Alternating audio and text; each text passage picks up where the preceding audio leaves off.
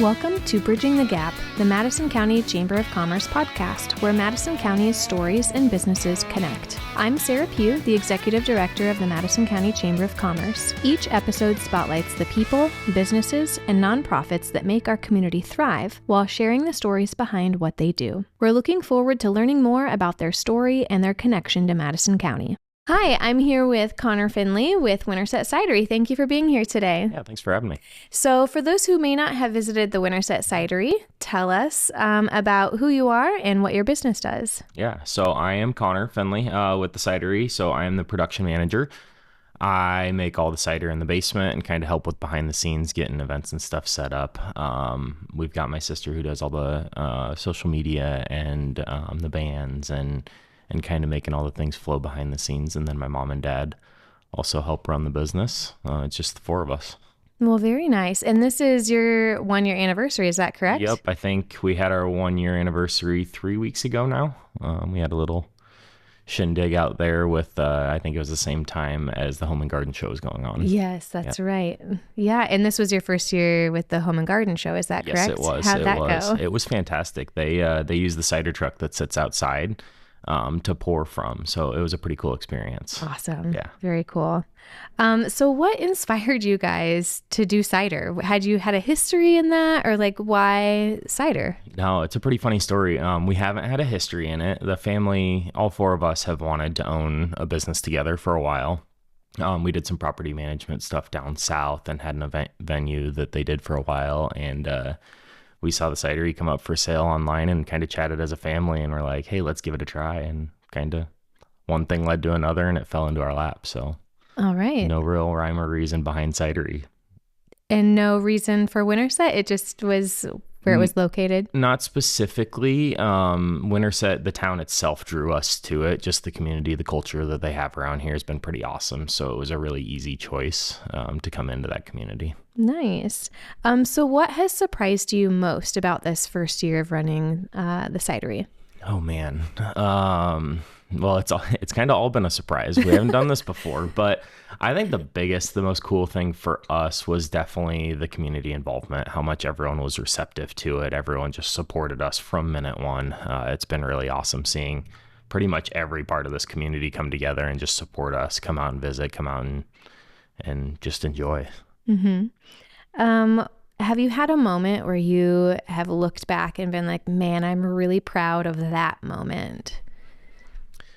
Yeah, I think that moment for me would have been the months leading up to when we originally opened. So our whole crew kind of just came together, and there was 1.5 million things to do. The previous owners were awesome about supporting us and helping us, but it was just fun to see how all the pieces of the puzzles came together as we started to open. And then I think our grand opening day last year was just like euphoric almost. It was just really fun to see that it all kind of came together and worked out. Yeah. And how many staff members do you have out there?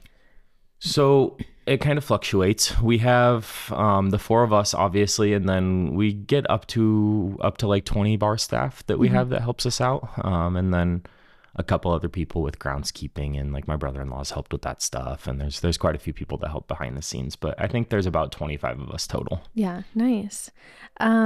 Were there any unexpected challenges around opening or operating the cidery that you weren't expecting? It's a hard one to say weren't expecting because we didn't really know exactly what we were getting into, but I will say the logistics behind making sure everything's set up and ready to go, and we got the right kegs down there, and we got the right flavors in stock so we don't run out, and some stuff like that. It's hard to judge how much cider you're going to go through until you start doing it, and you're like, holy cow, we already went through that entire batch. Like, we need another one before next weekend. And some of the stuff like that for me as a production manager was pretty, it was eye-opening how our good events just blow through cider like crazy. It's really fun to see. So for someone who's never tried craft cider before, how would you describe it?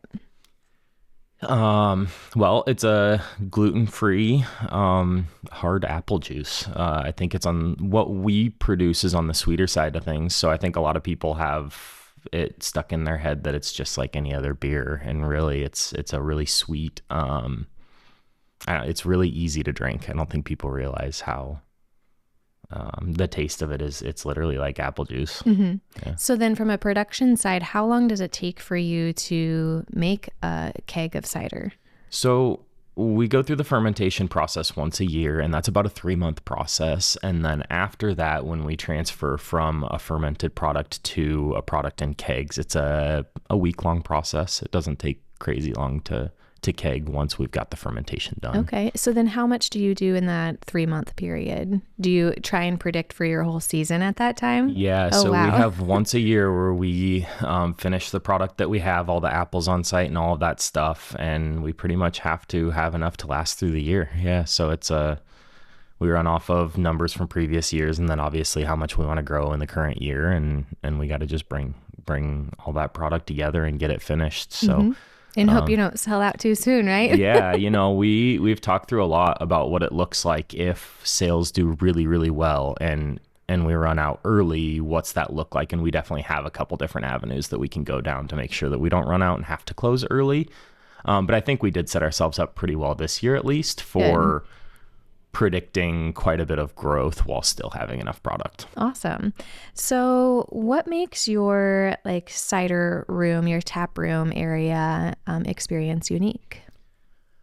I'd like to think that our tap room is unique in the way that we're doing our best to make it as family friendly as possible. So that was one of our family's goals. Obviously, I have 2 kids. My sister has 1, and we've got some friends and close family that have a bunch of kids running around too. That the goal is to make it so that a family can come out and you can enjoy a cider while your kids are running and playing. We've got, I think, 5 acres of open grass field behind the cidery where they can just run and you can watch your kids, and they've got all the toys and stuff for us to play with. We've got all the sports stuff and baskets there for them to do. So I think that was our biggest goal, is to have a family-friendly environment where it's not just about cider, it's about getting together and just enjoying Madison County in general. Nice. Do you have a signature cider or a customer fan favorite? Yeah, apple pie is definitely our best seller. It's a sweet, it's just a fun drink. My personal favorite's the bourbon barrel. Okay. We partner with Iowa Distilling to use their barrels, and Kyle with Iowa Distilling has been an awesome resource for us. So we're pretty proud to use his bourbon barrels to make our cider, and it's definitely my favorite by a long shot. Yeah, cool. Very good. And then how has the Winterset community or Madison County supported you in this first year?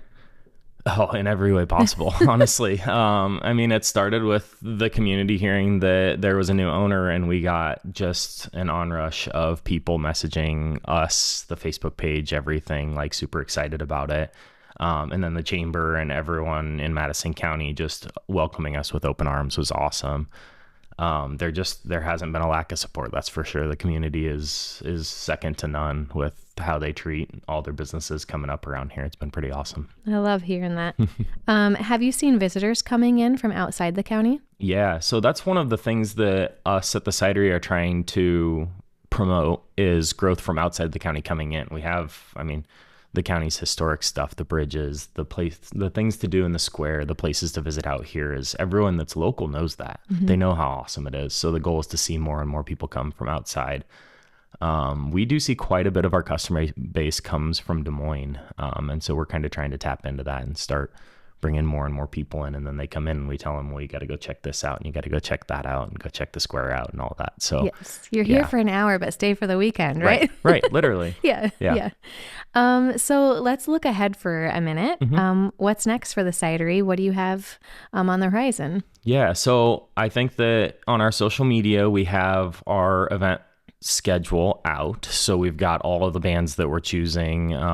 We kind of refined our process from last year. We figured out what worked, what didn't, what weekends to make sure we have tons of stuff going on, what weekends to avoid. And so I think you're going to see a much more refined music schedule this year. And then we're definitely going to do a little bit more distribution. So we'd like to see our cider in a couple other places. I'd like to see some places around here support us and have kegs of our cider. We'd love to, anyone that's interested, we've pretty much welcomed with open arms as they've done with us. So seeing our cider at some of the places around town here, and hopefully some places closer to the Waukee area, and get some people interested in it.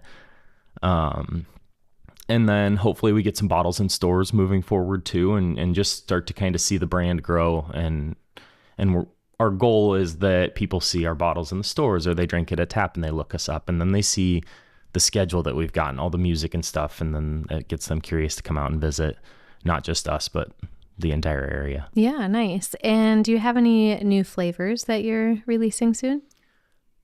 We don't have any specific flavors that we're planning on releasing within the next month or so, but I will say there are a handful of flavors that we're working through, making sure that we have it down right the first time. I don't want to release stuff and then have it not be exactly what they're after. There's been some talk about trying to do a cherry flavor. We talked extensively about a winter flavor, so one that's kind of more festive for the holidays for next season. So there is definitely quite a few flavors that we'd like to bring around. But if you guys got ideas, if anyone has ideas, feel free to message us, reach out, tell us what you want to see, and we'll see if we can make it happen. Awesome. And then where do you hope to see yourself and your business in the next few years? Oh man, in the next few years, I'd love to see us just get more refined, have just a fun space out there that everyone knows is a consistent, like, hey, the cidery is going to be open. We're not closing for anything. We're not shutting the place down for any reason whatsoever. So like, it's just a steady staple around here is kind of the goal, is just to get some more roots and keep refining the process. I'd like to see some more get-togethers with closer neighbors and businesses around here and partnerships with them. I'd love to keep growing that. I think we've done a good job so far, but I think that there's so much untapped potential with partnering with all the places around here. Yeah, very cool. So if someone in Madison County is thinking about starting a small business, do you have any advice for them? That's a tough one. I would say, and our family does this best, but just jump in head first. It'll work out. It's going to be tough sometimes. There's nothing easy about it, but it's worth it. The result at the end is just so worth it. So I would say, don't be scared and dive in head first and make it happen. Jump in, right? Yeah. You'll figure it out as you go, right? You will. You always do. All right. And then real quick, where can listeners follow you? You mentioned your Facebook. Are you on Instagram and TikTok? We are on Instagram. We are not on TikTok. We have wintersetcidery.com is our website, and then it has links to all of our social media and everything like that. Wonderful. So yeah, go find us on Facebook and Instagram, I think, are the two big ones we use. Facebook definitely is what we focus on with our schedule and all of that. And then whatever social media you use. Very good. Well, thank you so much for talking with me today. Yeah, thanks for having me. Thank you for listening to Bridging the Gap, the Madison County Chamber of Commerce podcast, where Madison County's stories and businesses connect. We hope today's conversation gave you a deeper look at the people and passion behind our local community. To learn more about today's guest, visit their website, and for more chamber events, membership, or resources, visit www.madisoncounty.com. Be sure to subscribe, share, and join us next time as we continue bridging the gap across Madison County.